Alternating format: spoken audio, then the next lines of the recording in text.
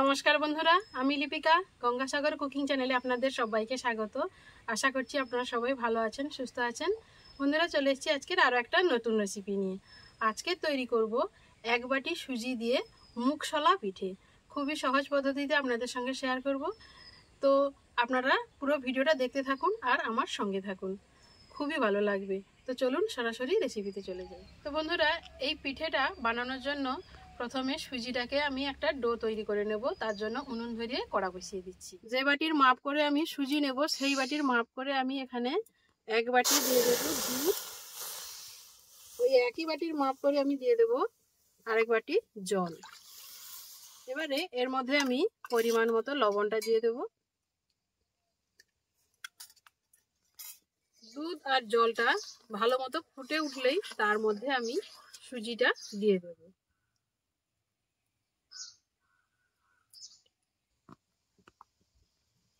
দুধটা ফুটে উঠেছে, এর মধ্যে আমি এক বাটি সুজি নিয়েছি। অল্প অল্প দেব আর মেশাতে থাকবো।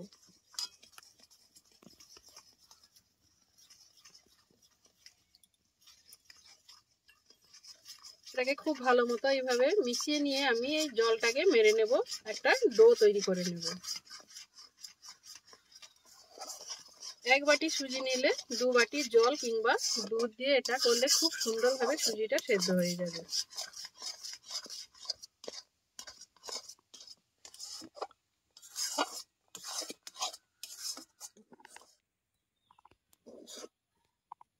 সুজিটাকে একটা আমি একদম ডোয়ে পরিণত করে নিয়েছি।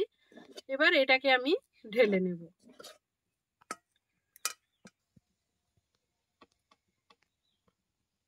এটাকে আমি ঠান্ডা হতে দেব, বেশ কিছু সময় এটা ঠান্ডা হতে দেব। তো তখন একটা পুর তৈরি করে নেব। এই পিঠেটার পুরটা তৈরি করার জন্য আমি হাফ বাটি নারকেল কোড়া নিয়েছি। এর মধ্যে দিয়ে দেব চিনির গুঁড়ো। চিনিটাকে গুঁড়ো করে নিলে এর সঙ্গে মেশাতে খুবই সুবিধে হবে, সেই জন্য আমি দিয়ে দিচ্ছি 3 চামচ চিনির গুঁড়ো। আর দিয়ে দেব আমুল স্প্রে গুঁড়ো দুধ 4 চামচ। এইরকম চামচে 4 চামচ আমি গুঁড়ো দুধ দিয়ে দেব।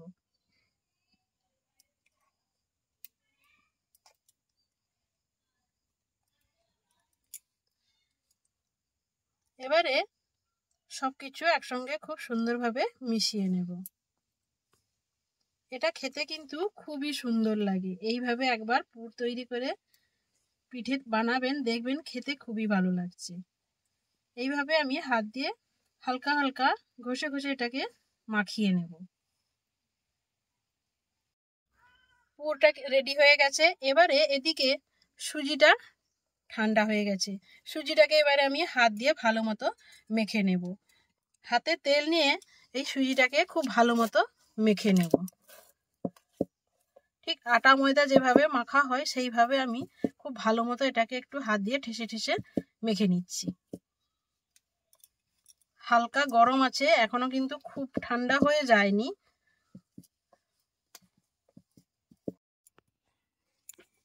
খুব সুন্দর করে একটা ডো তৈরি করে নিয়েছি। এবারে এটাকে আমি বেলে নেব। তার আগে রুটি বেলনাতে একটু তেল মাখিয়ে নেব, যাতে এটা উঠতে সুবিধে হয়। এবার একটা বড় রুটির আকারে এটাকে বেলে নেব।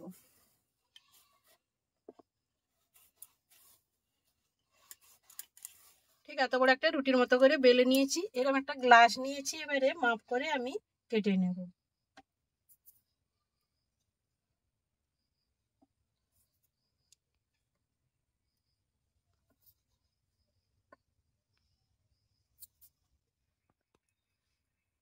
মাপ করে সবগুলো কেটে নিয়েছি।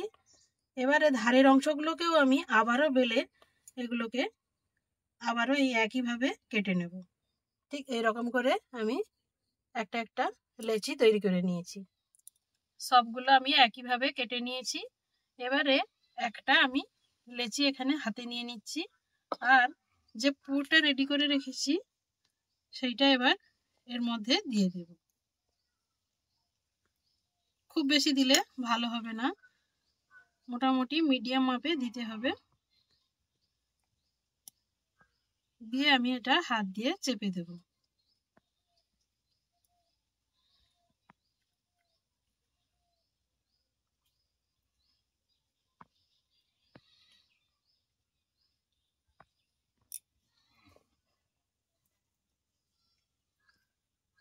হাত দিয়ে একটু চেপে চেপে এটাকে ভালো মতো লাগিয়ে নেব।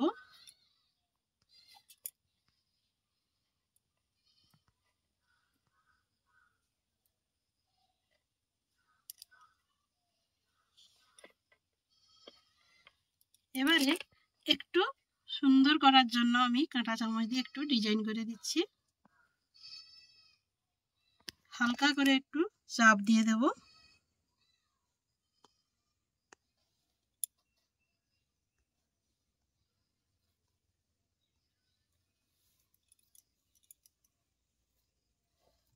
তারপরে চামচের পেছনটা দিয়ে একটু এইভাবে করে দেব।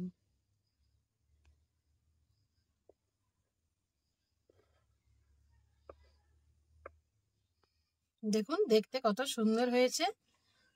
একইভাবে আমি আরো একটা তৈরি করে দেখাচ্ছি।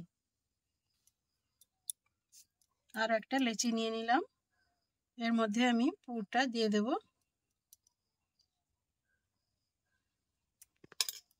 খুব বেশি পুরটা দিলে কিন্তু বেরিয়ে যাওয়ার সম্ভাবনা থাকে, সেই জন্য একটু মিডিয়াম মাপে দিতে হবে। দিয়ে হাত দিয়ে আমি চেপে দেব।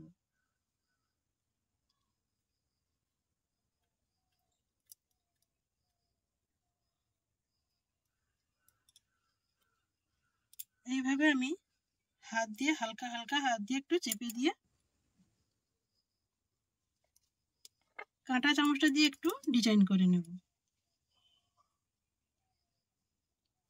শুধু একটু চাপ দিয়ে দিলেই একটা সুন্দর ডিজাইন চলে আসবে।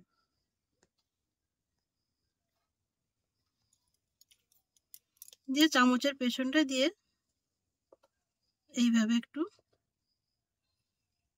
চাপ দিয়ে দেব। দেখুন কত সুন্দর একটা ডিজাইন চলে এলো।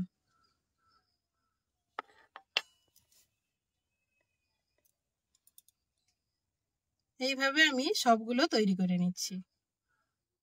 সবগুলো তৈরি করে নিয়েছি। এবারে উনুনে একটা কড়া বসিয়ে তাতে তেল গরম করতে দিয়ে দিচ্ছি। এগুলো ভেজে নেব। তেলটা গরম হয়ে গেছে, এবারে আমি পিঠেগুলো এক এক করে ছেড়ে দেব।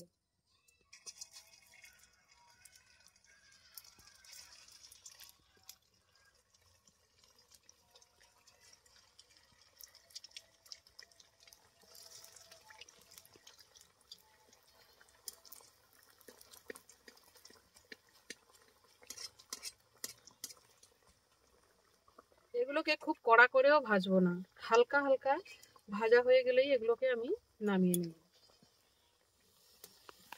পিঠেগুলোকে উল্টে পাল্টে আমি ভেজে নেব, তবে খুব বেশি কড়া করব না, হালকা হালকা ভেজে নেব। পিঠেগুলো ভাজা হয়ে গেছে, পিঠেগুলোকে আমি তুলে নিচ্ছি।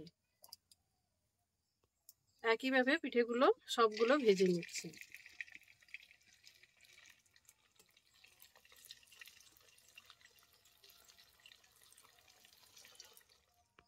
সবগুলো ভেজে নিয়েছি। এবারে একটা চিনির সিরাপ তৈরি করে নেব। তার জন্য একটা উনুনে কড়া বসিয়ে দিয়েছি। হাফ বাটি নিয়ে নিয়েছি চিনি। চিনিটা দিয়ে দেব। আর যতটা চিনি ততটাই জল দিয়ে দেব।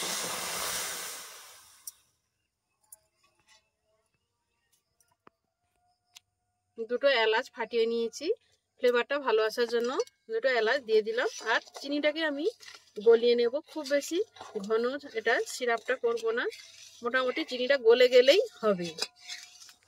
চিনির রসটা কিন্তু ফুটে উঠেছে, আর একটু আমি এইটাকে ফুটিয়ে নেব। তো বন্ধুরা, রেসিপিটা ভালো লাগলে অবশ্যই লাইক করবেন আর প্রচুর পরিমাণে শেয়ার করে দেবেন। আর চ্যানেলে নতুন এলে অবশ্যই চ্যানেলটি সাবস্ক্রাইব করে আমার সঙ্গে থাকবেন। এবারে রসটা কিন্তু নামিয়ে নেব। এবারে চিনির সিরাপটা আমি পিঠেগুলোর মধ্যে ঢেলে দেব।